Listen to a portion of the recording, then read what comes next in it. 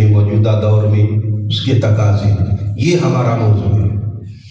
اس کی غرض و کیا ہے، وجہ کیا؟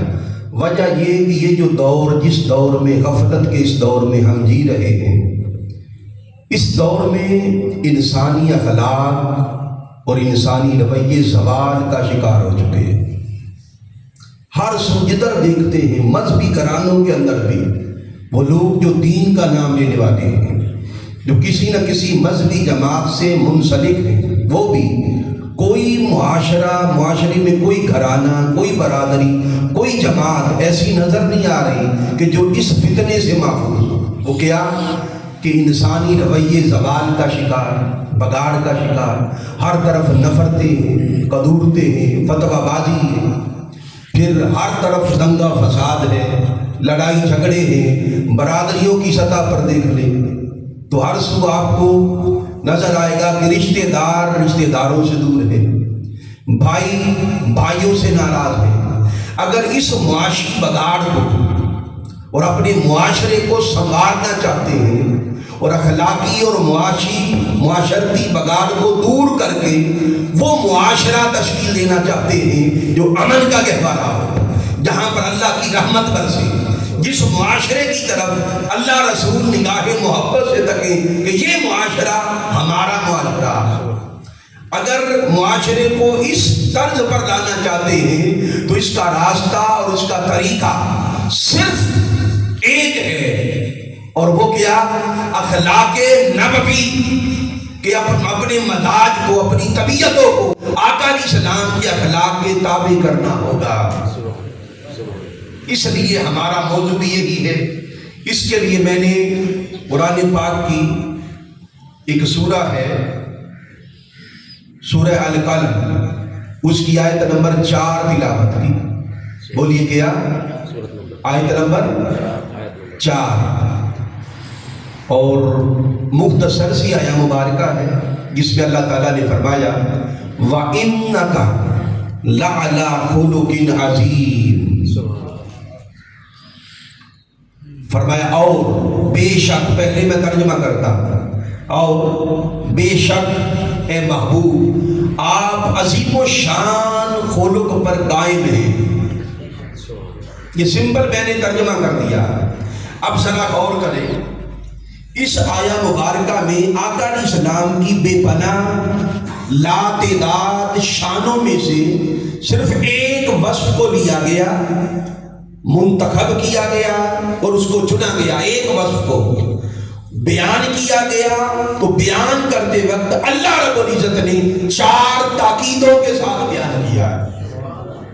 تاکید جانتے ہیں، میری مائیں بہنیں سن رہی اور میرے بھائی سن رہے ہیں، توجہ کریں۔ تاکید کہتے ہیں کہ جب کوئی بات آپ زور دے کے کرنا چاہتے ہو، عام بات کہنا تو اس کا طریقہ ہوتا ہے، جب کسی بات پر آپ زور دینا چاہتے ہیں اور اس بات کو یقینی بنانا چاہتے ہیں تو پھر لب و لہجہ تاکیدی ہوتا ہے، اس پہ تاکید لگاتے ہیں، یہ طریقہ ہوتا ہے۔ اللہ رب العزت نے یہاں پر آقا علیہ السلام کے ایک وصف کو چنا اور 4 تاکیدیں لگا دی۔ اس سے اس وصف مصطفیٰ کی اہمیت اجاگر ہوتی ہے۔ اب 4 تاکیدیں کیا، اس پر توجہ کریں، اس پر ذرا غور کریں۔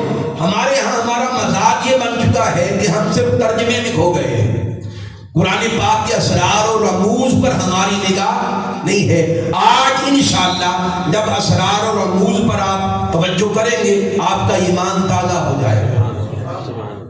اب سنیے، اللہ نے بات کی ابتدا کہاں سے کی؟ وَإِنَّكَ، واہ کا معنی ہوتا ہے اور، بولیے کیا اس کا معنی کیا؟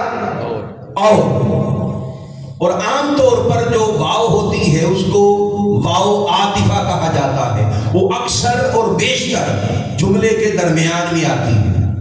ایسی بات ہے جملے کے درمیان میں آ کر آگے پیچھے دونوں چیزوں کو آپس میں جوڑ دیتی ہے، یا 2 اسموں کے درمیان میں آتی ہے واو عاطفہ، یا 2 فعلوں کے درمیان میں آتی ہے، یا 2 جملوں کے درمیان میں آ کر آگے پیچھے دونوں کو جوڑ دیتی ہے۔ اس خصلت کی بنا پر اس کو کہتے ہیں عاطفہ، واو عاطفہ۔ مگر غور کرے کہ یہاں پر واو عاطفہ جملے کے درمیان میں نہیں ہے، جملے کے شروع میں ہے، جملے کے شروع میں ہے۔ جب واو عاطفہ درمیان کی بجائے شروع میں آ جائے ابتدا میں، پھر وہ واو عاطفہ عربی لغت یہ کہتی ہے، قواعد یہ کہتے ہیں، پھر وہ واو عاطفہ نہیں رہتی، وہ واو استنافیہ میں بدل جاتی ہے۔ اس میں حکمت یہ ہوتی ہے کہ صاحب کلام سمجھانا یہ چاہتا ہے کہ لوگوں، جو بات کی جا رہی تھی یہاں پر ختم ہو گئی، جو بات ہو رہی تھی یہاں پر ختم ہو گئی، اور جو اگلی بات کہی جانے والی ہے اب اس پر غور کرو، اس پر توجہ کرو، سارا دھیان اب اس پر رکھو جو بات اب کہی جانے والی ہے۔ یعنی اگلی بات میں زور پیدا کرنے کے لیے واو عاطفہ کو شروع میں لایا جاتا ہے کہ پہلی بات ختم ہو گئی، اگلی بات پر اب توجہ کرو، دھیان دو، تو یہ معنوی تاکید بنتی ہے۔ تو واو عاطفہ لائی گئی تاکید کے طور پر، ایک تاکید ہو گئی، پھر اسی کے ساتھ پھر دوسری تاکید ہے، جب فرمایا انکا، یہ انا یہ بھی حرف تاکید ہے۔ انا کا معنی ہوتا ہے بے شک، کیا معنی ہوتا ہے؟ بے شک۔ جب کسی بات کو یقینی بنانا ہو اور پختہ اور مضبوط کرنا ہو اور اس پر زور دینا ہو تو اس پہ وزن پیدا کرنے کے لیے حرف انا لایا جاتا ہے۔ تو یہ دوسری تاکید آ گئی، ایک ہی آیت میں دوسری تاکید آئی، پھر تیسری تاکید آئی، یہ جو فرمایا لعلا، علا پر جو لام لگا، علا پر جو علا حروف جارہ میں سے ہے، اس پر جو لام لگا یہ لام تاکید ہے۔ اس کا معنی کیا جاتا ہے ضرور بالضرور، بولیے کیا؟ اس کا معنی ضرور بالضرور، یعنی یہ تاکیداً بیان کیا جاتا ہے بات میں زور پیدا کرنے کے لیے۔ تو یہ تین تاکیدیں ہو گئی، بولیے کتنی؟ تین تاکیدیں ہو گئی۔ پھر چوتھی تاکید رب تعالیٰ نے پیدا کی، جب فرمایا کھولو کن، صاحب فرمایا عظیم الشان کھولو۔ جب کسی بات کے لیے عظیم الشان کا لفظ بولا جاتا ہے تو یہ بھی تاکید کے لیے ہوتا ہے، یہ بھی تاکید کے لیے ہوتا ہے۔ تو قربان جائیں آقا کی عظمتوں پر اور قربان جائیں آقا علیہ السلام کی شانوں پر کہ وصف مصطفیٰ کا ایک بیان کیا، مگر اس ایک وصف کے بیان میں تاکیدیں رب تعالیٰ نے چار لگائی، چار تاکیدیں لگائیں۔ اور ایک اور بات سمجھیے، یہ جو فرمایا لعلا، علا کا معنی ہوتا ہے اوپر یا پر، بولیے کیا؟ اوپر یا پر، یعنی علا ہمیشہ اس شے کے لیے استعمال ہوتا ہے کہ جو بلند ہو، یہ فوقیت کو بیان کرتا ہے، جو بلند ہو۔ اب توجہ کریں، اللہ رب العزت نے فرمایا لعلا کھولو کے نظیر، محبوب تو کہاں پر ہے؟ لعلا کھولو کے عظیم، عظیم الشان کھولو پر قائم ہے۔ تو پتہ یہ چلا رب تعالیٰ بیان یہ کر رہا ہے کہ لوگوں اخلاق نیچے ہیں، میرا مصطفیٰ اخلاق سے بھی بلند ہے، اخلاق نیچے ہے، مصطفیٰ اخلاق حسنہ سے بھی بلند ہے۔ وہ اخلاق جسے تم اپناؤ تو معزز ہو جاؤ، وہ اخلاق جو تمہیں ملے تو تم مومن کامل ہو جاؤ، وہ اخلاق جسے پا کر تم مولا کے قریب ہو جاؤ، وہ اخلاق جو تمہیں محترم کرے، جو تمہیں مکرم کرے، جو تمہیں عزتوں سے نوازے، جو تمہارا درجہ، تمہارا مقام اللہ کی بارگاہ میں بلند کر دے۔ ارے وہ اخلاق جسے تم اپناؤ تم حاصل ہو جاؤ، یہ اخلاق نیچے ہیں، مصطفیٰ ان سے بھی بلند ہے۔ اشارہ یہ ہے کہ لوگوں اگر تم عزت پانا چاہتے ہو تو ہر کوئی عزت پائے گا اخلاق کو اپنا کر، اور یہ اخلاق عزت پاتے ہیں مصطفیٰ کی نسبت کو پا کر۔ اخلاق عظیم ہو گئے مصطفیٰ کی نسبت کو پا کر. خلق صرف خلق تھے، مگر جب حضور کی نسبت ملی خلق عظیم ہو گئے. احسان فقط احسان تھا، جب حضور کی نسبت ملی تو احسان عظیم ہو گیا. نعمت فقط نعمت تھی، جب آقا کی نسبت ملی وہ نعمت عظمیٰ میں بدل گئی. فضل فقط فضل تھا، جب آقا کی نسبت ملی تو فضل عظیم ہو گیا. تو گویا خلق سے عزت پائی تم نے اور خلق نے عزت پائی مصطفیٰ. اور ایک اور بات سمجھے، یہ جو ساتھ فرمایا خلق عظیم، عظیم عظیم و شان خلق، یہ کس نے بولا؟ بولیے کس نے؟ اللہ رب العزت نے. اللہ نے کہا کہ عظیم و شان خلق. ہم نے نہیں کہا. اگر ہم کہیں اور کہتے ہیں ہماری بات کا وزن نہیں ہے. ہم اگر کہیں کہ حضور کے خلق عظیم ہیں، کوئی نبی کہہ دے، کوئی رسول کہہ دے، کوئی بھی مخلوق میں کوئی بھی کہہ دے، تو ہماری بات کا معنی اور ہوگا.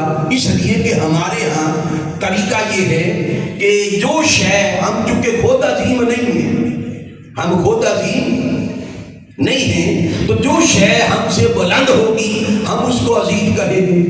توجہ کریں، جو شے ہم سے بلند ہوگی ہم اسے عظیم کہیں گے. کمال یہ ہے کہ ہم عظیم کہیں تو اتنا وزن نہیں بنتا. کمال یہ ہے کہ رب عظیم خود کہہ رہا ہے کہ مصطفیٰ تو عظیم ہے. وہ جو عظمت و کمالے تھے، جو ہر عظیم سے عظیم تر ہے اور جو ہر اعلیٰ سے اعلیٰ تر ہے، جب وہ خود عظیم ہے، ہر عظیم سے عظیم تر ہے، جب وہ عظیم ہو کر کہے مصطفیٰ تیرے اخلاق عظیم ہیں، تیرے اخلاق عظیم ہیں، تو گیا اس کے اندر پیغام یہ ہے کہ رب تعالیٰ جب عظیم کہتا ہے تو تمہارے لیے کہتا ہے، تمہارے لیے کہتا ہے. تمہیں چار تاکیدیں وارد کر کے متوجہ کرتا ہے. تمہارا دھیان ادھر دیکھنا چاہتا ہے، فرمایا ادھر دیکھو، ادھر توجہ کرو. جب توجہ ہو گئی، جب مولا کی طرف تکا، جب مولا کی طرف تکا تو پتہ چلا محبوب کو سامنے بٹھا کر خطاب کر رہا ہے. سب کی توجہ ادھر ہے مولا کی طرف، اور رب تعالیٰ اپنے حبیب کو اپنے حسن کی جلوہ میں بٹھا کے خطاب کر رہا ہے اور کہتا ہے واہ واہ واہ واہ پیارے حبیب تیرے اخلاق عظیم و شان ہے، تیرے اخلاق عظیم و شان ہے. یہ بات آپ نے سمجھی. اب ایک اور بات سمجھیے کہ عظیم کا معنی کیا ہوتا ہے. عظیم کا معنی عام طور پر ہم اس کا معنی کرتے ہیں بڑا، درست ہے، مگر کتابیں، لغت کی کتابیں اٹھا کے دیکھیں، اس کے درجن سے زیادہ معنی ہیں. ان ساروں کو اگر جوڑ دیں، میں وقت بچا رہا ہوں، جمع کر لیں، ان سب کو جمع کر لیں تو پھر ایک ہی اس کا معنی بنتا ہے بے نظیر و بے مثال. سب بولے بے نظیر و بے مثال. یہ ذہن میں بٹھا لیں یہ معنی. عظیم کا معنی کیا؟ بے نظیر و بے مثال. اور اخلاق کا معنی کیا ہوتا ہے وہ بھی سن لیں کہ یہ جو کسی کی بھی شخصیت ہوتی ہے، شخصیت، اس شخصیت کی جملہ صفات، ساری صفات کے مجموعے کو اخلاق کہتے ہیں. توجہ کریں، کسی بھی شخصیت کی ساری صفات کے مجموعے کو کیا کہتے ہیں؟ بولیے اخلاق. مثال کے طور پر میں بول رہا ہوں، میں کلام کر رہا ہوں، تو میرا بولنا میری صفت ہے، میرا بولنا میری صفت ہے، اور صفت اخلاق سے ہوتی ہے. یہی اخلاق ہوتا ہے. میں بول رہا ہوں، بولنا میری صفت ہے، تو یہ میرا اخلاق. اچھا بولتا ہوں یا برا بولتا ہوں، آواز بھاری ہے، بندی ہے، صاف ہے، جو بھی ہے، اخلاق اچھا بھی ہوتا ہے، برا بھی ہوتا ہے. یعنی ہر بندے کا بولنا اس کا اخلاق ہے، اس کی صفت ہے. پھر اسی طرح آپ مجھ کو سن رہے ہیں، آپ کا سننا آپ کی صفت ہے، اخلاق میں سے ہے. اسی طرح میں آپ کو دیکھ رہا ہوں، آپ مجھے دیکھ رہے ہیں، میرا دیکھنا میری صفت ہے اور آپ کا دیکھنا بولیے آپ کی صفت ہے. پھر اٹھنا بیٹھنا بھی صفت ہے، چلنا پھرنا بھی صفت ہے، ہنسنا مسکرانا بھی صفت ہے. یعنی شخصیت کے جملہ اوصاف کو صفات کے مجموعے تو کہتے ہیں اخلاق. بات سمجھ رہی؟ اب جب اللہ رب العزت نے فرمایا کہ پیارے حبیب آپ کے اخلاق عظیم ہیں، تو مطلب یہ ہوا کہ پیارے حبیب آپ کی شخصیت مبارکہ اور آپ کے نفس اطہر کی جملہ صفات کی ساری صفات کا کل مجموعہ بے نظیر و بے مثال ہے. اے پیارے حبیب تیرا بولنا بھی بے نظیر و بے مثال، تیرا دیکھنا بھی بے نظیر و بے مثال، تیرا سننا بھی بے نظیر و بے مثال، مکہ مدینہ کی گلیوں میں حسن ادا کے ساتھ چلنا بھی بے نظیر و بے مثال، تیرا تکنا بھی بے نظیر و بے مثال، تیرا کاری کمری اوڑھ کر میری حضوری میں حسن ادا کے ساتھ کھڑا ہونا بھی بے نظیر و بے مثال، اور کمری اوڑھ کر سو جانا بھی بے نظیر و بے مثال. محبوب تیری شخصیت مبارکہ کی ہر ادا بے نظیر و بے مثال، اس لیے کہ تیری شخصیت میں کوئی کمی نہیں ہے، تیری ذات میں کوئی نقص نہیں ہے، تو ہر عیب سے پاک، تو اکمل بھی ہے، تو مکمل بھی ہے، تو کامل بھی ہے. کیوں؟ وجہ کیا؟ یہ وجہ پوچھی گئی حضرت عائشہ سے. فرمایا قال خلقہ القرآن، آقا بے عیب تھے. کیوں؟ کہ سارا قرآن، کیا فرمایا؟ سارا یہ جو قرآن جس کو ہم پڑھتے ہیں، یہ سارا قرآن فرمایا مصطفیٰ کریم کا ایک ایک آیت، ایک ایک لفظ، یہ مصطفیٰ کریم کا اخلاق ہے. آقا علیہ السلام کا بولیے اخلاق ہے. تو یہ ہے عظمت آقا علیہ السلام کے اخلاق کی. اب میں آگے بڑھتا ہوں تاکہ وقت ہمارا بچے. تو آقا علیہ السلام کو یوں سجایا گیا اور یوں بھیجا گیا. اور بھیجا کیوں گیا؟ اس کی وضاحت میرے آقا نے، میرے تاجدار نے خود ارشاد فرمائی. حضرت ابو ہریرہ رضی اللہ تعالیٰ عنہ بیان فرماتے ہیں کہ آقا علیہ السلام نے فرمایا انما بعثت لأتمم صالح الاخلاق وفی روایت عنہ مکارم الاخلاق. یہ دو طرح سے یہ حدیث آئی ہے. آقا نے فرمایا کہ لوگوں، میرے غلاموں، مجھ کو بھیجا گیا اسی مقصد کے لیے ہے کہ میں اپنے غلاموں کو اچھے اخلاق سکھاؤں. میں اپنے غلاموں کو اچھے اخلاق سکھاؤں. مجھ کو اچھے اخلاق کی تکمیل کے لیے بولیے بھیجا گیا.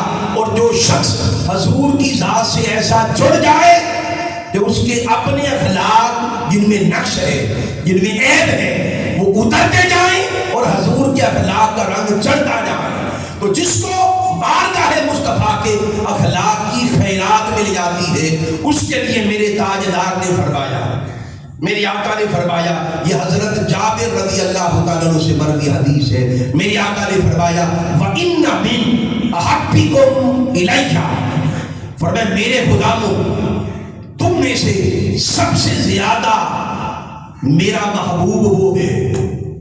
کیا فرمایا؟ اس سے میں محبت کرتا ہوں. دیکھیں نا، ایک امر یہ ہے کہ ہم حضور سے محبت کرتے ہیں. بولیے سبھی کرتے ہیں کہ نہیں؟ ہر کلمہ کو حضور سے محبت کرتا ہے، کم یا زیادہ ہر کوئی حضور سے محبت کرتا ہے. محبت حضور کی ایمان ہے، حضور کی محبت دین ہے، حضور کی محبت کل خیر ہے، حضور کی محبت تقرب اللہ، تقرب اللہ کا راستہ اور ذریعہ. جو حضور کی محبت پالے، حضور سے محبت کرے، وہ معزز ہو جاتا ہے، وہ اللہ کی بارگاہ میں مولا کے قریب ہو جاتا ہے. تو ایک امر یہ ہے کہ ہم سب حضور سے محبت کریں. تو مقام یہ ہے جب حضور خود کسی سے محبت کریں، ہم محبت کریں تو یہ مقام ہے. جب حضور کسی سے محبت کریں تو پھر عزت، مقام اور درجہ کہاں تک پہنچے گا. تو آقا نے فرمایا کہ میرے غلاموں، تم میں سے مجھے اس امتی سے محبت ہے. کون؟ وہ کون ہے؟ جس سے حضور خود محبت فرماتے ہیں۔ بھئی حضور کا محبت فرمانا یہ کوئی چھوٹی بات ہے؟ ایک بار چھوٹا سا واقعہ بیان کرتا ہوں کہ غزوہ خیبر کے موقع پر جب خیبر فتح نہیں ہو رہا تھا ایک حکمت کے تحت، تو آقا علیہ السلام نے فرمایا کل میں جھنڈا ایسے شخص کے ہاتھ دوں گا کہ جس کے ہاتھ پر اللہ تعالیٰ فتح دے گا۔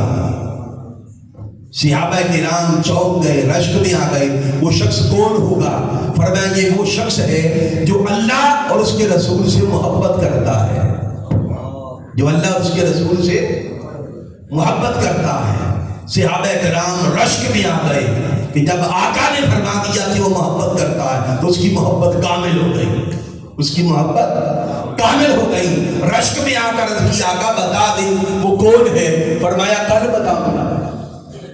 کئی صحابہ گھٹنوں کے بل ہاتھ جوڑ کے بیٹھ گئے، آقا بتا دیں وہ کون ہے؟ آقا نے فرمایا کہ ہنٹ دیتا ہوں، نام کل بتاؤں گا۔ اور ہنٹ کیا دی؟ کہ یہ اللہ رسول سے محبت کرتا ہے اور اللہ رسول اس سے محبت کرتے ہیں، اللہ رسول اس سے محبت کرتے ہیں۔ جب یہ بات سنی صحابہ میں کئیوں کی دھاڑیں نکل گئی، وہ رو پڑے۔ حضرت عمر فاروق رشک میں آ کر اتنا روئے کہ ساری رات آنکھوں میں بیت گئی، کئی صحابہ سو نہیں سکے، رشک میں آ گئے۔ حضرت عمر فاروق ساری رات مناجات کرتے رہے، روتے رہے، عرض کیا مولا وہ کون ہے جو تجھ سے محبت کرتا ہے تیرے رسول سے، اور تو اور تیرا محبوب اس سے محبت کرتے ہیں؟ دعائیں کرتے رہے، مناجات کرتے رہے کہ مولا کاش حضرت عمر فاروق میں ہو جاؤں، میری قسمت جاگ پڑے۔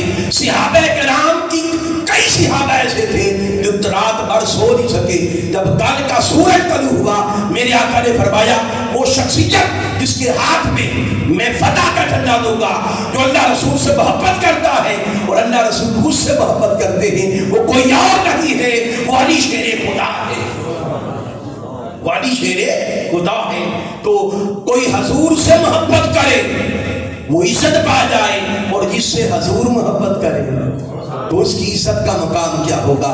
خوش نصیبو آپ میں سے آقا علیہ السلام کو ان امتیوں سے، غلاموں سے محبت ہے، اور اب اس کا ذکر سنیں۔ فرمایا وَإِنَّ مِنْ أَحَبِّكُمْ إِلَيَّ، کہ تم میں سے ان غلاموں سے مجھ کو بڑی محبت ہے اور سب سے زیادہ محبت ہے۔ وَأَقْرَبِكُمْ منی مجلساً یوم القیامہ، اور قیامت کے دن میرے وہ امتی میری مجلس میں سب سے زیادہ میرے قریب ہوگے، سب سے زیادہ میرے کب؟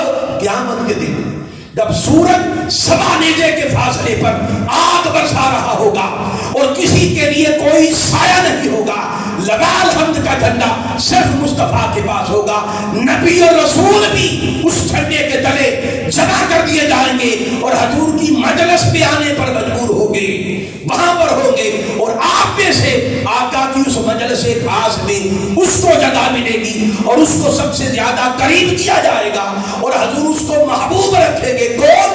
فرمایا احاسنکم اخلاقا، جس کے اخلاق سب سے بہتر ہوں گے، جس کے اخلاق سب سے بہتر ہوں گے۔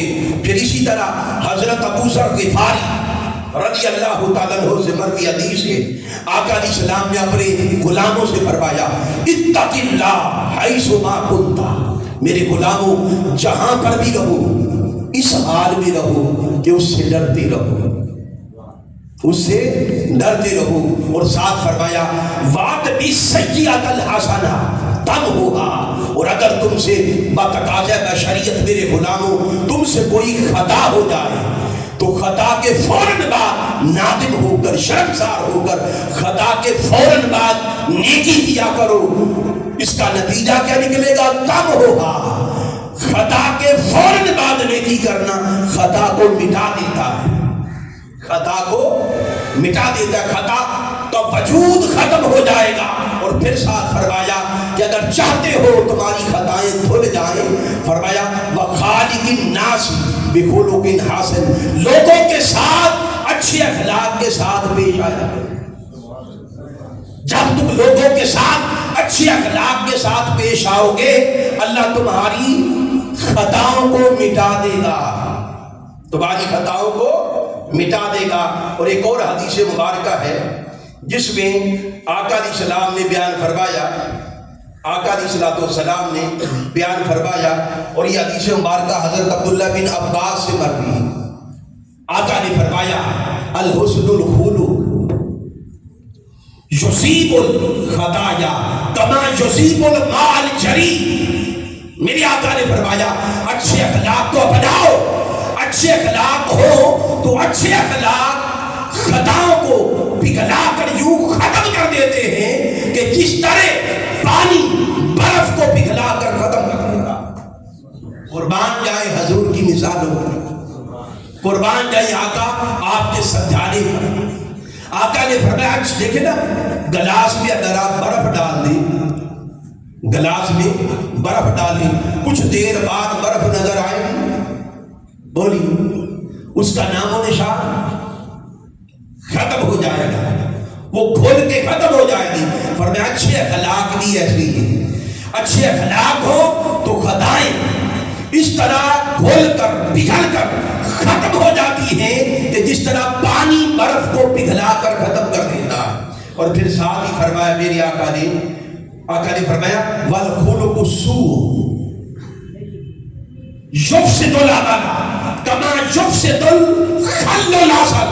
میرے آقا نے فرمایا اگر بد اخلاقی آ جائے طبیعت میں، مزاج میں ہٹ درمی اور بد اخلاقی آ جائے تو بد اخلاقی تمہارے اعمال کو، تمہاری نیکیوں کو، تمہاری حسنات کو یوں خراب کر دیتی ہے بد اخلاقی، اور یوں خراب کر کے ختم کر دیتی ہے بد اخلاقی کہ جس طرح سرکہ شہد جیسی نفیس شے کو بھی برباد کر دیتا۔ یعنی خوش اخلاقی ہو تو خطائیں بھی مٹ جائیں، بد اخلاقی ہو تو نیکیاں بھی ضائع ہو جائیں، نیکیاں بھی ضائع ہو جائیں۔ پھر اسی طرح میرے آقا کی حدیث مبارکہ ہے کہ آقا علیہ السلام، یہ حضرت عبداللہ بن مسعود سے مروی ہے، جب آئینہ دیکھتے، بولیے کیا بھئی بولے جا کریں، جب میرے آقا آئینہ دیکھتے تو اکثر یہ دعا کیا کرتے اللہم احسنت خلقی، کہ باری تعالیٰ تو نے مجھے بڑا حسین پیدا کیا ہے۔ میرے آقا ایسے حسین و جمیل کہ خود بھی فرماتے تھے کہ مولا تو نے مجھ کو بڑا سونا، بڑا حسین پیدا کیا ہے۔ اور جب دیکھتے آئینے میں مانگ سجاتے، خود کو تکتے تو حضور عرض کرتے اللہم احسنت خلقی فاحسن خلقی، باری تعالیٰ تو نے میری شکل کو، میرے وجود کو بڑا خوبصورت کیا ہے، اب میرے اخلاق کو بھی حسین بنا دے۔ یہ تعلیم امت کے لیے، ورنہ حضور کے اخلاق تو پہلے سے ہی بلند کر ہیں، بلکہ اخلاق نیچے ہیں، حضور بلند ہیں، حضور بلند ہیں، صرف تعلیم امت کے لیے، اظہار بندگی کے لیے۔ اسی طرح ہم لوگ جب کوئی کسی پر ناراض ہو تو کہتے ہیں کہ تو بدبخت ہے، کہتے ہیں نا کہ فلاں شخص بدبخت ہے، اور ہماری مائیں بہنیں بھی جب کسی سے لڑائی جھگڑا ہو جائے تو کہتے تو بدبخت ہے، بد نصیب ہے، کہہ دیتے ہیں نا کسی وجہ سے۔ اسی طرح ہمارے بھائی بھی کہتے ہیں کہ تو بدبخت ہے۔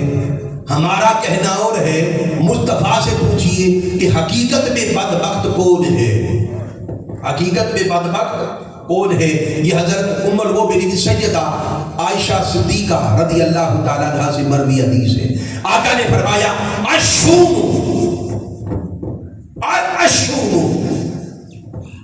خلق السوء، میرے آقا نے فرمایا حقیقت میں بدبختی بد اخلاقی ہے، حقیقت میں بدبختی بد اخلاقی ہے۔ اور پھر میرے آقا تعلیم امت کے لیے اکثر یہ دعا کیا کرتے تھے، میرے آقا اکثر یہ دعا کیا کرتے تھے، اور یہ حدیث مبارکہ حضرت ابو ہریرہ سے مروی ہے کہ آقا علیہ السلام اکثر اللہ کی بارگاہ میں دعا کرتے اللہم انی اعوذ بک من الشقاق والنفاق وسوء الاخلاق وسوء الخلق، فی روایت عنہ، میرے آقا فرماتے کہ مولا میں شقاوت سے، بدبختی سے تیری پناہ چاہتا ہوں، پناہ مانگتا ہوں، میں منافقت سے تیری پناہ مانگتا ہوں، باری تعالیٰ میں بد اخلاقی سے تیری پناہ مانگتا ہوں۔ میرے آقا بد اخلاقی سے یوں بچا کرتے جس طرح ہم شیطان سے بچتے اور بچنا چاہتے ہیں، جس طرح شیطان سے پناہ مانگی جاتی ہے اسی طرح بد اخلاقی سے پناہ مانگا کرو۔ تو یہ آقا علیہ السلام کے خلق ہے۔ اب یہ جان لینے کے بعد اب آتے ہیں ہم اپنی طرف، معاشرے کی طرف۔ بھئی توجہ ہے، یہ حصہ ذرا غور سے سنیں۔ آقا علیہ السلام کے اخلاق کی عظمت کو جان لینے کے بعد اب ذرا ہم اپنے گیرے بانوں میں جھانکیں۔ آقا نے فرمایا کہ اللہ نے مجھ کو بھیجا، اللہ نے مجھ کو بھیجا اس لیے کہ میں اچھے اخلاق اپنے غلاموں کو سکھاؤں۔ اے غلاموں، حضور سے محبت کرنے والوں، حضور کی محبت کا دم بھرنے والوں، آپ ذرا من میں جھانک کر دیکھیں کہ ہم کس مقام پر کھڑے ہیں اور حضور کس لیے بھیجے گئے۔ آج ہم اپنے من میں جھانکتے ہیں تو شرم اور ندامت سے آنکھیں جھک جاتی ہیں۔ اگر آج ہم اپنی زندگیاں جس کی خاطر مصطفیٰ کو بھیجا گیا، اگر آج ہم اپنی زندگیاں اخلاق کریمانہ، حضور کے اخلاق کریمانہ کے تابع نہ کر سکیں تو خدا کی قسم وہ قیامت کا دن جب حضور کا سامنا ہوگا تو ہم کس منہ سے حضور کا سامنا کریں گے؟ ایمان کا، ہمارے ایمان کے مزاج بگڑ گیا ہے۔ ایمان کا مزاج یہ ہے کہ اہل اللہ، صحابہ کرام اہل اللہ دوزخ سے بھی زیادہ اس امر سے ڈرتے تھے کہ ہمارے عیب حضور پر کھلنے نہ پائے، ہم حضور کی بارگاہ میں شرمسار نہ ہو جائیں۔ ڈاکٹر اقبال، علامہ اقبال کا نام آپ نے سنا ہوگا۔ ڈاکٹر اقبال اللہ کی بارگاہ میں اکثر دعا کرتے تھے کہ باری تعالیٰ میں بڑا گنہگار ہوں، بڑا خطا کار ہوں، میری ساری زندگی خطاؤں میں گزری، مولا اگر تو اپنے کرم اور فضل سے معاف کر دے تو تو غفور ہے، تو غفار ہے، تو معاف کرنے والا ہے، اور اگر میرے کرتوت، میرے گناہ، میرے عیب قابل مواخذہ ہو، عذاب کے قابل ہو تو مولا عذاب بھلے دے دے، دوزخ میں ڈال دے، مگر میری ایک التجا ہے، میرے عیبوں کو میرے مصطفیٰ کے سامنے ظاہر نہ ہونے دے۔ دوزخ میں جانا گوارا ہے، مصطفیٰ پر عیب کھل جائے میرا اور کہے کہ تو میرا غلام تھا، تو میری محبت کا دعویٰ کرتا تھا، کرنے والا تھا، اور یہ تیری عیب ہے، تو روتے تھے۔ حضور کے ایک صحابی ہیں حضرت سالمہ، ایک ناپسندیدہ امر پر، شے پر نگاہ پڑ گئی، جہاں پر نگاہ نہیں پڑتی چاہیے تھی وہاں پر نگاہ پڑ گئی، دھاڑے مار کے روتے تھے۔ حضور کی مجلس میں آنا چھوڑ دیا، غاروں کی طرف نکل گئے اور 40 روز تک پلٹ کے واپس نہ آئے۔ وحی آ گئی، فرمایا کہ محبوب اپنے غلام کو بلاؤ، وہ کدھر ہے، وہ کدھر ہے؟ اس سے ایک خطا ہو گئی ہے، وہ آپ سے چھپتا پھرتا ہے، وہ آپ سے چھپتا پھرتا ہے۔ میرے آقا نے 2 صحابہ کی ڈیوٹی لگائی، اس صحابی کے پاس پہنچے، اس صحابی کے پاس پہنچ کر فرمایا کہ آقا نے بلایا ہے۔ چیخ نکل گئی اور کش کھا کے زمین پر گرے، کہیں میرے عیب کی حضور کو خبر تو نہیں ہو گئی، کہیں آقا کو خبر تو نہیں ہو گئی۔ اللہ نے وحی بھیجی کہ پیارے حبیب تیرا یہ غلام، اس نے ایسی توبہ کی ہے، ایسی ندامت ہے، اس کی یہ توبہ، یہ ندامت، یہ شرمساری جو تیری بارگاہ میں ہے اور میری بارگاہ میں ہے، یہ ندامت اگر ایک طرف ہو اور یہ ساری روئے زمین گناہوں کے ساتھ لت پت ہو جائے اور زمین کا کوئی حصہ، کوئی کونا گناہوں سے پاک نہ ہو اور ہر شے کائنات کی گناہوں سے بھر جائے، اس کی توبہ کے سامنے میں ہر شے کے گناہ معاف کر دوں گا۔ یہ ندامت، یہ شرمساری بندے کو عروج دیتی ہے۔ اور آج ہم کتنے ہٹ دھڑک ہو گئے کہ صبح و شام غفلت میں گزارتے ہیں، ہمارے کرتوت دیکھنے کے لائق نہیں، اور بڑے فخر کے ساتھ کہتے ہیں کہ حضور ہمیں دیکھ رہے ہیں۔ شرم سے ڈوب کرنا چاہیے ہمیں۔ آقا علیہ السلام کی بارگاہ میں رسوائی مولا کی بارگاہ میں رسوائی ہے۔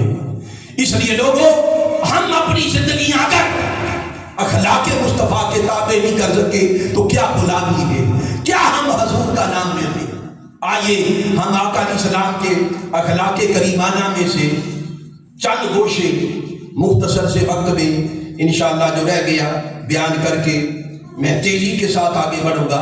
میرے آقا سب سے زیادہ، سب سے بڑھ کر امانت دار تھے۔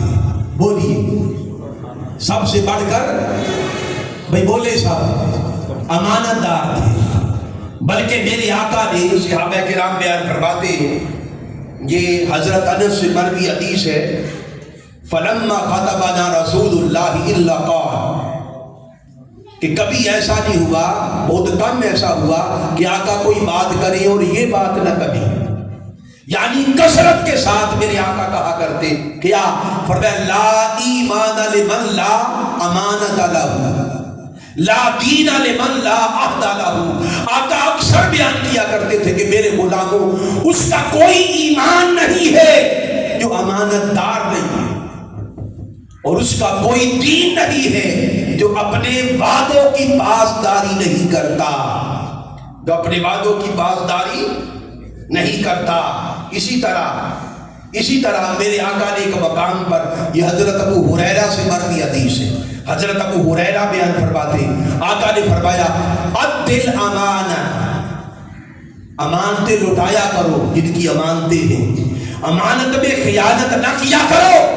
یہ بیان کر کے ساتھ فرمایا وَلَا تَخُنْ مَنْ خَانَكَ، امانت میں خیانت نہ کرو، بھلے کوئی تمہارے ساتھ خیانت کرے تو خیانت کے جواب میں بھی، جواباً بھی خیانت نہ کیا کرو، خیانت نہ کیا کرو۔ خیانت اللہ کو پسند نہیں ہے، اور حدیث مبارکہ میں آتا ہے قیامت کے روز جب قرب قیامت کا زمانہ آئے گا تو سب سے پہلی شے خیر کی جو اٹھائی جائے گی وہ لوگوں کے اندر سے امانت اٹھا لی جائے گی۔ جب امانت اور دیانت نظر نہ آئے تو سمجھ لو قیامت قریب ہے، سمجھ لو قیامت قریب ہے۔ تو لوگوں، میرے آقا سب سے بڑھ کر امانت دار تھے، اس لیے امانت کو بناؤ، مومن ہو جاؤ اور امانت کو بناؤ، اور کبھی بھی امانت میں خیانت نہ کیا کرو۔ امانت صرف کسی شے کو نہیں کہتے، کسی نے کوئی چیز رکھوائی، کسی نے آپ سے کوئی بات کی، وہ بات بھی آپ کے پاس امانت ہے۔ کسی کا عیب معلوم ہو گیا، اس پر پردہ ڈالو، یہ امانت ہے۔ تو امانت دار ہو جاؤ۔ اور پھر میرے آقا سب سے بڑھ کر سچ بولنے والے تھے، سب سے زیادہ سچے، اور اتنے سچے اللہ فرماتا ہے قرآن پاک میں، اللہ نے شروع میں بیان فرمایا کہ یہ قرآن ہدایت ہی ان لوگوں کے لیے ہے جو متقین ہیں۔ بولی کیا؟ جو متقین ہیں۔ اور متقین ہیں کون؟ فرمایا اولئک الذین صدقوا، وہ جو سچے ہیں وہ متقین ہیں۔ وہ اللہ قرآن سے ہدایت بھی ان لوگوں کو دیتا ہے کہ جو سچے ہو، جو سچے ہو۔ پھر اسی طرح آقا علیہ السلام کی حدیث مبارکہ حضرت عبداللہ رضی اللہ تعالیٰ عنہ سے مروی ہے، آقا علیہ السلام نے فرمایا علیکم بالصدق، صدق کو، سچائی کو لازم پکڑو، لازمی طور پر پکڑو۔ ان الصدق یہدی الی البر، اس لیے کہ سچائی، جو بندہ سچ بولتا ہے، سچائی کا مزاج بندے کو اصل نیکی اور بھیڑ کی طرف لے جاتا ہے، اور بھیڑ بندے کو جنت میں لے جاتی ہے۔ نیکی بندے کو گھسیٹ کر، کھینچ کر جنت میں لے جاتی ہے۔ اور پھر فرمایا میرے آقا نے کہ جھوٹ سے بچو، یہ جو جھوٹ ہے یہدی الی الفجور، جھوٹا بندہ نہ چاہتے ہوئے بھی جھوٹ کی خباثت اور نحوست کی وجہ سے گناہوں کی طرف دھکیلا جاتا ہے۔ جھوٹ بندے کو فجور، فسق و فجور، گناہوں کی طرف لے جاتے ہیں، اور گناہ بندے کو دوزخ کا ایندھن بنا دیتے ہیں۔ تو سچ بولو تاکہ نیکی تمہیں تلاش کرے، اور جھوٹ سے بچو تاکہ تم دوزخ سے دور رہو۔ میرے آقا اتنے سچے تھے، میرے آقا اتنے سچے، بڑا ایمان افروز واقعہ بیان کرنے لگا۔ بھئی توجہ ہے، بات سمجھ آ رہی ہے؟ بھئی یہ جو وقت ہوتا ہے نا نماز فجر کے بعد کا، ایک تو آپ نے سحری کی ہوتی ہے، اور پیٹ میں اگر کھانا ہو تو غفلت بھی آتی ہے، سستی بھی آتی ہے، نیند بھی آتی ہے، تو کتنی خوش نصیبی ہے آپ کی۔ اس حال میں رمضان المبارک کی گھڑیوں میں آپ جاگ رہے ہیں اور قرآن کے فیض کا نور لے رہے ہیں۔ آپ خوش قسمت لوگ ہیں۔ اب دھیان سے بیٹھو، میں انشاءاللہ اپنے وقت کے اندر اپنی بات کو سمیٹ لوں گا۔ حضرت عبداللہ بن سلام اپنے ایمان کا واقعہ بیان کرتے ہیں۔ مسلم بڑا ایمان افروز، یہودیوں نے جب دیکھا کہ یہ بھی مسلمان ہو گیا، یہ بھی مسلمان ہو گیا، اور ہر آئے دن مسلمانوں کی طاقت بڑھ رہی ہے، اب رکاوٹ کیسے ڈالی جائے اور اس راستے کو کیسے روکا جائے، انہوں نے ایک ترکیب لڑائی، ایک منصوبہ بنایا کہ عبداللہ بن سلام یہ یہودیوں کے تورات کے بہت بڑے عالم تھے،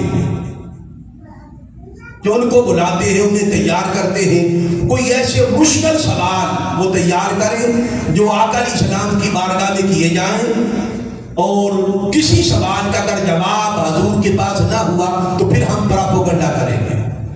یہ تھا ان کا منصوبہ۔ اور عبداللہ بن سلام جو اس وقت مسلمان نہیں ہوئے تھے، ان کو تیار کیا، اور یہ تورات کے بہت بڑے عالم تھے، یہ کہتے ہیں میں مکمل تیاری کروں، میرے پاس بڑے دقیق اور مشکل 100 سوال تھے، 100 سوال، پورے 100 سوال تھے جو میرے ذہن میں تازہ تھے کہ یہ میں کروں گا اور اس کے جواب بہت مشکل ہیں۔ کہتے میں آقا علیہ السلام کی بارگاہ میں گیا، پہلی بار حضور کی صحبت میں بیٹھا، جب پہلی نگاہ رخ مصطفیٰ پر پڑی تو کہتے خدا کی قسم، کہتے نا سودا لینے کے لیے بازار گئے، سودا لینے کے لیے بازار گئے، ہاتھ اس کے بکے جس کے خریدار گئے۔ جب پہلی نگاہ حضور پر پڑی تو من کی کائنات بدل گئی، اور وہ جو سارے سوال تھے وہ تتلیوں کی طرح اڑ گئے، سارے مسئلے حل ہو گئے، کوئی سوال باقی نہ رہا، چپ کر کے بیٹھے رہے، حضور کی باتیں سنی، حضور صلہ رحمی پر بات کر رہے تھے، میرے آقا کی بات جاری تھی، سننے لگے۔ میرے آقا نے فرمایا میرے غلاموں، جو تم سے تعلق توڑے تم اس سے تعلق جوڑو، جو تم پر ظلم کرے تم اس پر احسان کرو، اور جو تمہارا حق تمہیں نہ دے محروم رکھے تم اس کو ادا کرو۔ یہ باتیں ہو رہی تھی، پھر آقا میری طرف متوجہ ہو گئے۔ میرے آقا نے فرمایا عبداللہ بن سلام تو آیا ہے، تو بتا تیرا کیا مسئلہ ہے؟ کہتے خدا کی قسم سارے سوالات تتلیوں کی طرح اڑ چکے تھے، میں نے ہاتھ جوڑ دیے، عرض کی آقا کوئی سوال نہیں، میں تو آپ کی غلامی میں آیا، مجھ کو مسلمان کر دے، اپنے قدموں میں جگہ دے دے۔ آقا نے کلمہ پڑھا دیا۔ ادھر یہودی لوگ انتظار میں تھے، ابھی خبر آئے گی، ابھی خبر آئے گی کہ عبداللہ بن سلام نے یہ سوال کیا، یہ سوال کیا، اور حضور نے یہ جواب دیا، اور ایسی صورتحال ہوگی، ہم پراپوگنڈا کریں گے۔ خبر آ گئی، جب خبر آئی تو ان کے پاؤں کے نیچے سے سبھی نکل گئے، ہاتھوں کے طوطے اڑ گئے۔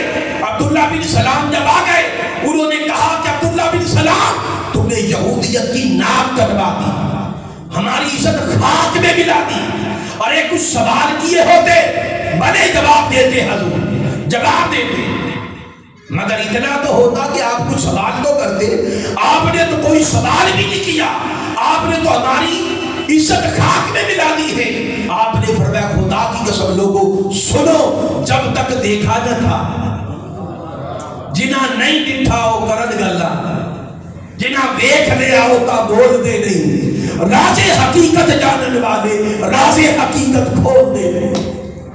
کہنے لگے خدا کی قسم جب تک دیکھا نہ تھا تو کئی باتیں تھیں، کئی باتیں تھیں، مگر جب پہلی نگاہ رخ محمد پر پڑی، حضور کے چہرے پر پہلی نگاہ پڑی، میرے دل نے گواہی دی کہ ایسا حسین مکھڑا، ایسا حسین چہرہ کسی جھوٹے شخص کا نہیں۔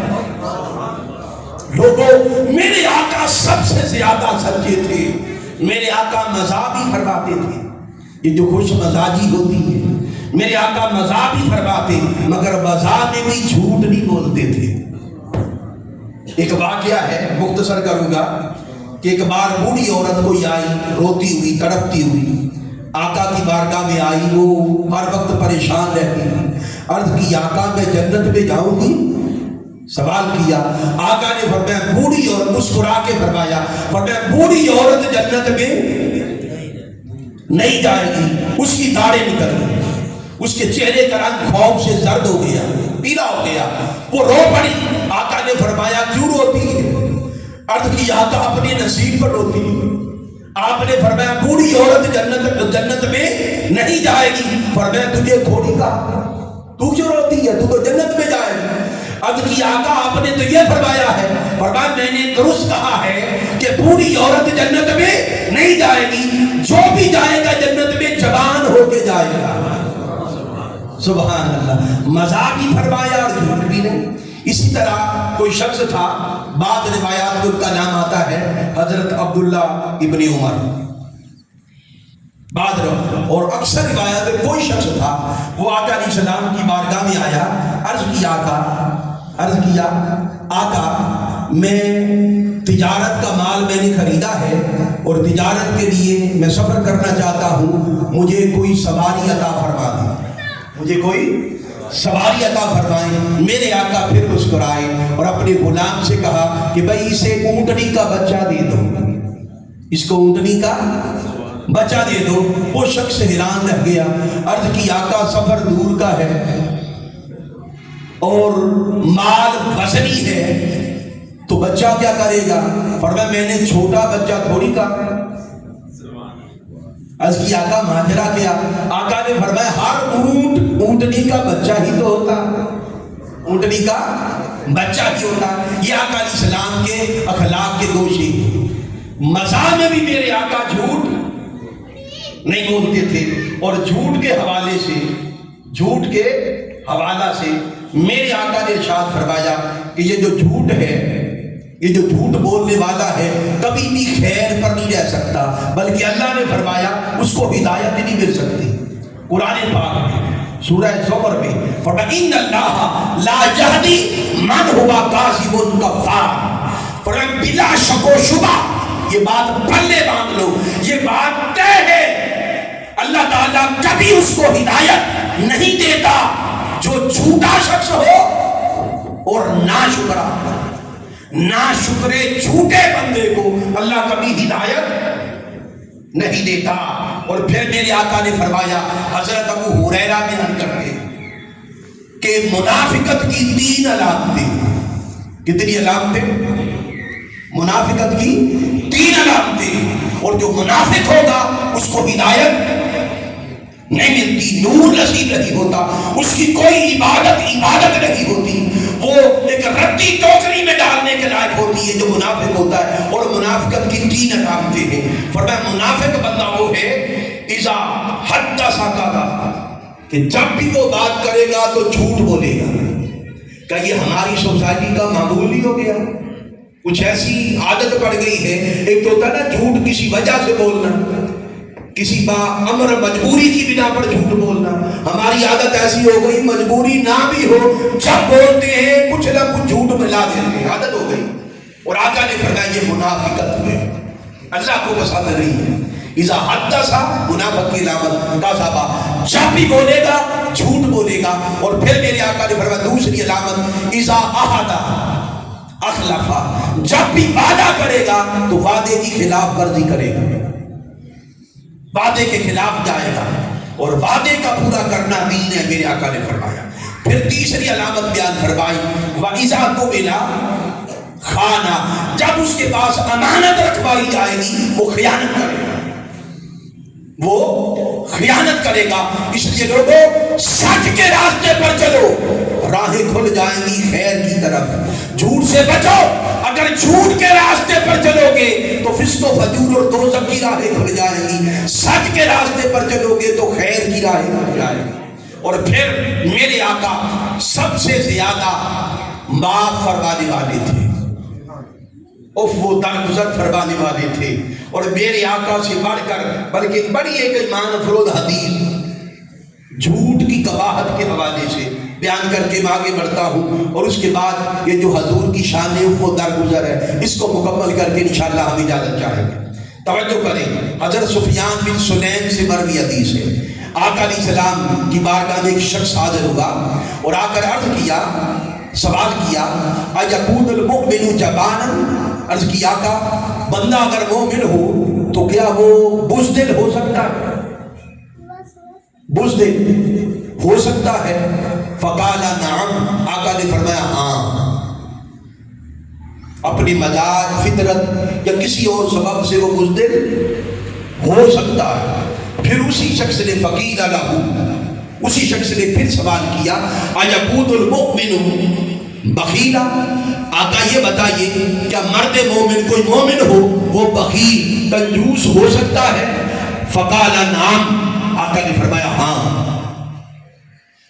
وہ کنجوس بھی ہو سکتا ہے کسی وجہ سے، ایمان اگر کمزور ہو، مگر ایمان ہوگا، اس لیے مومن کنجوس بھی ہو سکتا ہے، بخیل بھی ہو سکتا ہے، بخیل ہو سکتا ہے۔ یہ بیان کر دیا تو پھر اس نے عرض کیا فقال لہ، اس شخص نے عرض کیا اَیَکُونُ الْمُؤْمِنُ کذاب، عرض کیا آقا کیا مومن بندہ جھوٹا بھی ہو سکتا ہے؟ فقال لا، آقا نے فرمایا نہیں، مومن ہو، مومن بندہ جھوٹا نہیں ہو سکتا۔ جھوٹ اور ایمان ایک جگہ پر جمع نہیں ہو سکتے، جھوٹ ہوگا تو ایمان چلا جائے گا، ایمان ہوگا تو جھوٹ چلا جائے گا، ایک جگہ پر دو چیزیں جمع نہیں ہو سکتی۔ اور پھر میرے آقا سب سے زیادہ، میرے آقا درگزر فرمانے والے تھے، میرے آقا معاف فرمانے والے تھے، درگزر فرمانے والے تھے۔ صرف دو واقعات بڑے ایمان افروز، اس کے بعد میں اجازت چاہوں گا وہ سنیے، یہ سمجھنے کی آخری حصہ ہے میری آج کے درس کا۔ حضرت عائشہ صدیقہ سے کسی نے سوال، آقا سے سوال کیا، انہوں نے حضرت عائشہ صدیقہ نے عرض کیا آقا آپ پر غزوہ احد سے بڑھ کر بھی کبھی کوئی مشکل وقت آیا؟ آقا نے فرمایا ہاں، ایک بڑا کڑا مشکل وقت آیا۔ وہ کیا؟ جب تیری قوم نے مجھ کو دھتکار دیا ہے، عائشہ تیری قوم نے، یہ وادی طائف کا ذکر حضور فرما رہے ہیں، فرمایا میں ان کی اصلاح کے لیے، ان کی بھلائی کے لیے اپنی سکھ کو چھوڑ کر ان کو سکھ دینے کے لیے، اپنی راحت کو چھوڑ کر انہیں راحت دینے کے لیے اور انہیں دار السلام میں داخل کرنے کے لیے میں ان کے پاس دعوت حق لے کر گیا۔ اے عائشہ انہوں نے میری بات نہیں مانی، انہوں نے میری بات نہیں مانی، مجھے دھتکار دیا، جھٹلا دیا، مجھ پر ظلم کیا، اور اوباد جوانوں کو، اکثر جوانوں کو، اوباد جوانوں کو میرے پیچھے لگایا، وہ پتھر مارتے تھے مجھے اور گلے میں کپڑا ڈال کر گھسیٹتے تھے، پتھر مارتے تھے۔ اس کیفیت میں لوگوں ذرا تصور کرے میرے مصطفیٰ کا سارا وجود اطہر، جس پر اللہ کو مکھی کا بیٹھنا گوارا نہیں ہے، مکھی بیٹھے اللہ کی رحمت کو گوارا، اس کی غیرت کو گوارا نہیں ہے۔ مصطفیٰ سر سے لے کر پاؤں تک میرے آقا کا لخت لخت لہو لہو تھا۔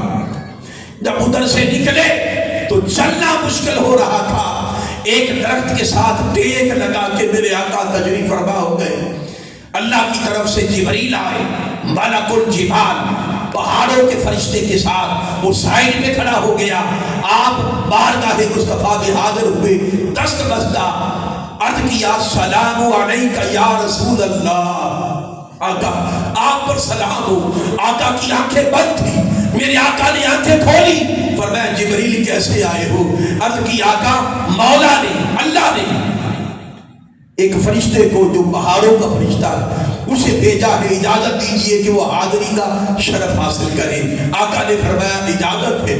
وہ فرشتہ دست بستہ حاضر ہوتا ہے، عرض کی آقا میں ملک الجبال ہوں، اللہ نے مجھ کو بھیجا ہے، ان ظالموں نے ظلم کی انتہا کر دی ہے، مجھے اس لیے بھیجا گیا ہے، آپ حکم کریں کیا چاہتے ہیں؟ اگر آپ چاہیں تو یہ وادی طائف جس کے چاروں طرف پہاڑ ہیں، یہ پہاڑوں میں گھری ہوئی وادی ہے، ان پہاڑوں کو اگر آپ چاہیں تو جو آپس میں ملا دیا جائے اور ان کو بیچ میں رکھ دیا جائے، اور محبوب اگر آپ چاہیں ان لوگوں کو، ساری بستی کو، وادی کو، گھروں سمیت، انسانوں سمیت آسمان کی طرف اٹھا کر پٹک کر سبھی پر مار دیا جائے، نہ ان کا کوئی گھر سلامت رہے، نہ ان کا کوئی فرد سلامت رہے۔ محبوب آپ کیا چاہتے ہیں؟ میرے آقا نے فرمایا انما بعثت رحمۃ، رحمت بنا کے بھیجا ہے، عذاب دینے کے لیے نہیں بھیجا۔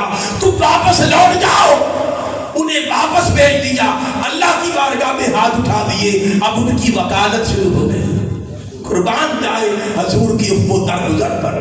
میرے آقا نے عرض کیا مولا انہیں معاف کر دے، انہوں نے میرے ساتھ جو سلوک کیا اس کی وجہ فقط ایک ہے کہ یہ مجھے جانتے نہیں، اگر جانتے ہوتے تو ایسا نہ کرتے۔ مولا یہ مجھے چونکہ جانتے نہیں ہیں اس لیے ایسا کیا، اور مولا میں دیکھ رہا ہوں ان کی سلبوں میں، ان کی پشتوں میں وہ لوگ ہوں گے جو تیری عبادت کریں گے، جو تجھ کو مانیں گے، جو میرا کلمہ پڑھیں گے۔ لوگوں صبر کی انتہا ہے میرے مصطفیٰ کی افو درگزر سے بڑھ کر، اور میرے آقا کے صبر سے بڑھ کر کسی کا صبر نہ تھا۔ پھر اسی طرح